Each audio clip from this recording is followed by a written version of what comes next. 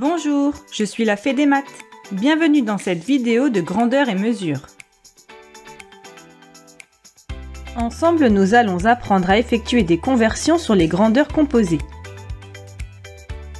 Avant ça, je t'invite à t'abonner à notre chaîne YouTube et à activer la petite cloche pour recevoir les notifications. Commençons déjà par définir ce qu'on appelle des grandeurs composées. Les grandeurs composées, ce sont des grandeurs qui comportent au moins deux unités. On rencontre les grandeurs produits, qui correspondent aux produits de plusieurs grandeurs. C'est par exemple le cas que tu connais bien des volumes, pour lesquels on multiplie trois dimensions. Ce sont des mètres, fois des mètres, fois des mètres. L'unité est le mètre cube. On trouve également comme grandeur produit l'énergie d'un appareil électrique, qui correspond à la puissance multipliée par la durée d'utilisation. L'unité est le wattheure. Il y a une autre catégorie de grandeurs composées qui sont les grandeurs quotients, et qui correspondent donc au quotient de deux grandeurs. C'est le cas des densités de population, qu'on exprime en habitants par kilomètre carré, donc une population divisée par une surface. Et aussi de la vitesse, par exemple exprimée en kilomètres par heure, donc une distance divisée par le temps. Voyons quelques applications de ces grandeurs composées. Avec le débit, qui correspond à un volume divisé par une durée, il faut 15 minutes pour remplir un aquarium de 180 litres. Quel est le débit du robinet utilisé?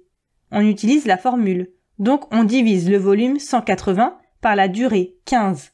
On obtient 12. Ce sont des litres divisés par des minutes. Le débit est donc de 12 litres par minute. Maintenant, avec ce même robinet, on doit remplir un bassin de 840 litres. Combien de temps cela va prendre? Avec la formule, on a le débit de 12 égale le volume de 840 divisé par la durée que l'on recherche. On en déduit que cette durée vaut 840 divisé par 12, donc 70 minutes, c'est-à-dire 1h10. Voyons maintenant comment effectuer des conversions avec ces grandeurs composées. Avant de se lancer dans des conversions avec ces grandeurs particulières, tu peux si besoin revoir comment convertir des mesures de longueur dans cette vidéo. Tu dois également savoir convertir des unités d'air, les unités de volume, les unités de contenance et enfin les unités de temps. Pour convertir des unités composées, tu peux convertir chacune des unités qui la composent, puis utiliser la formule. Utilisons cette méthode sur deux exemples. Premier exemple. Une ampoule de 100 watts reste allumée pendant une durée de 3h30. On cherche l'énergie ainsi consommée en kilowattheures. On commence par convertir chaque unité. On veut des kilowatts et des heures. On a donc une puissance de 0,1 kW et une durée de 3,5 heures. Attention aux unités de temps, qui ne sont pas décimales. On peut maintenant utiliser la formule. L'énergie égale la puissance fois la durée. En remplaçant avec nos valeurs, on obtient une énergie de 0,35 kWh. Deuxième exemple. Un objet métallique de 5 cm3 a une masse de 39 grammes.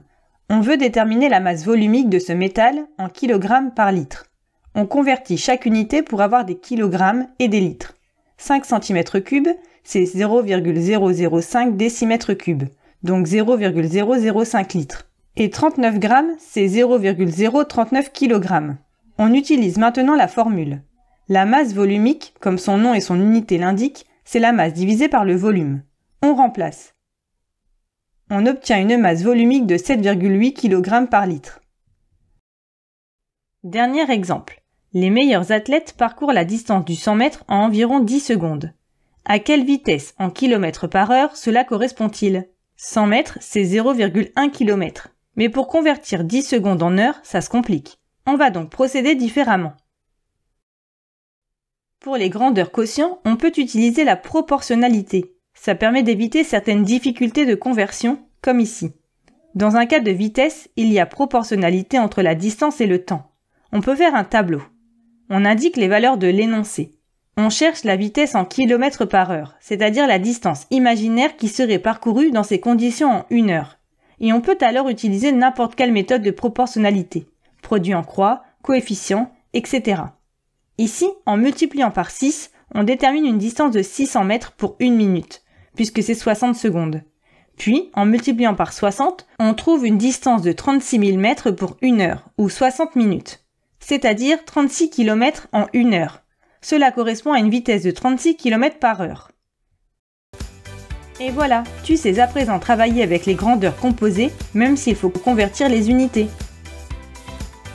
Pour t'entraîner davantage ou approfondir la notion, rendez-vous sur le site passeeducation.fr. Tu y trouveras des fiches d'exercices, des évaluations, la leçon et bien plus encore. À bientôt!